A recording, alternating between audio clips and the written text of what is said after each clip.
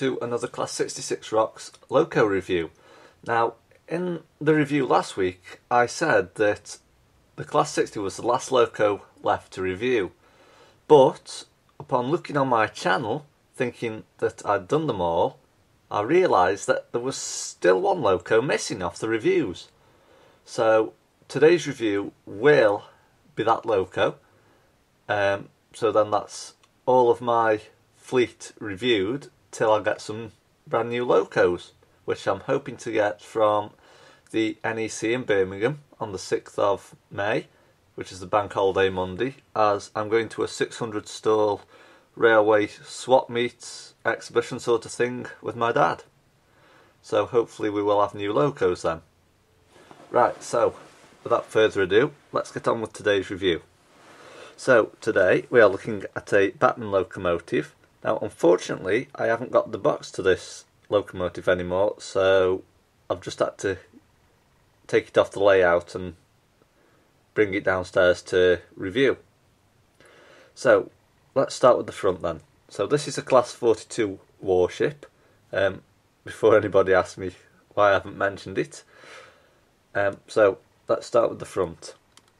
So this is the front of the locomotive, and as we can see here, we'll start at the top by the windows. We have got some detailed windscreen wipers over the tops of the windows here, and also if we look here, we've got a driver sitting here and a driver sitting there. Now I've never noticed this before, so it's something quite new to me as well. So as you can see, like by the front of the locomotive, it's shaped a bit like a hump. I'm not too sure why this is, but if you do know, please leave your comments below. It's just the shape of the front, it just looks quite unusual. It's like a curved front on it. So here we've got some metal handrails, I think they are. I'm not too sure what these are used for, but again, if you do know, please leave your comments below. Moving further down now, we can see to the left here and to the right here, we've also got two grab handles.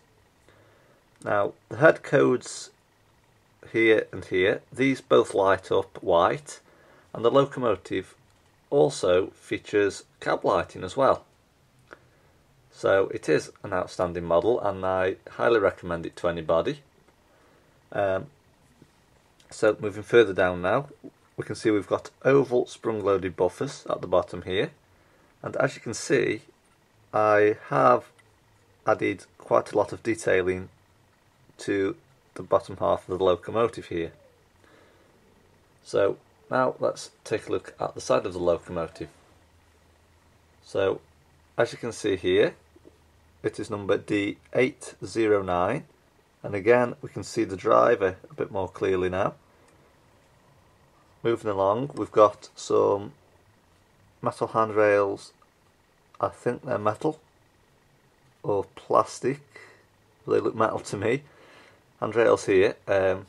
Obviously this must be where the drivers go into so they can get into the cab, so that's the driver's door, I think.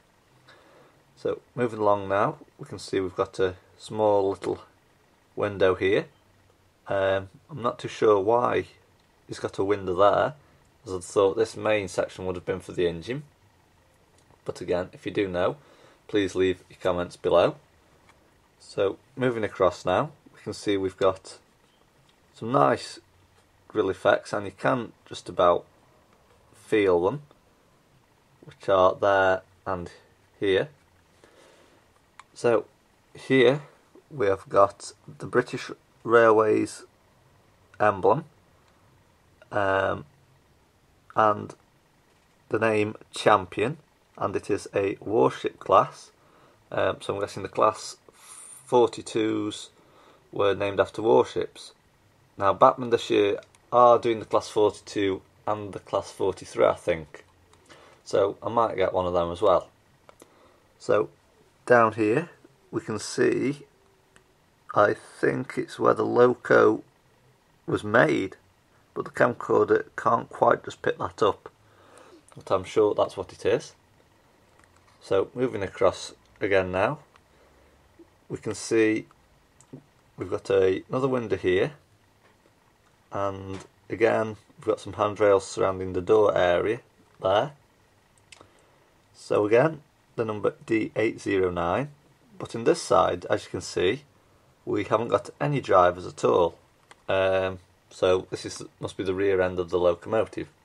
So they must just swap over and walk through when they want to go in the opposite direction.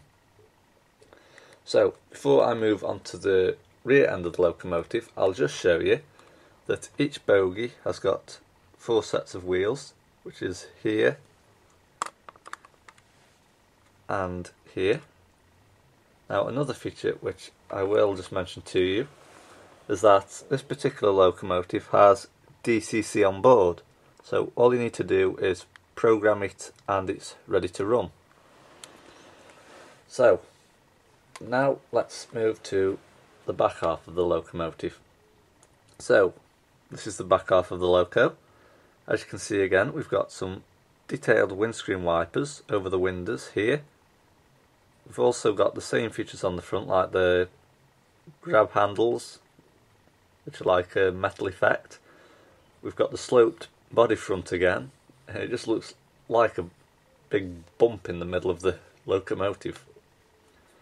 So again, the headco discs do light up, and I think the tail lights light up red as well when it's running in either direction. As you can see, we did have sprung loaded buffers on this end, but I think these ones kept coming off on the layout, and so what we did, we actually glued them in, as they just kept coming out constantly at one spell when it was pulling the carriages.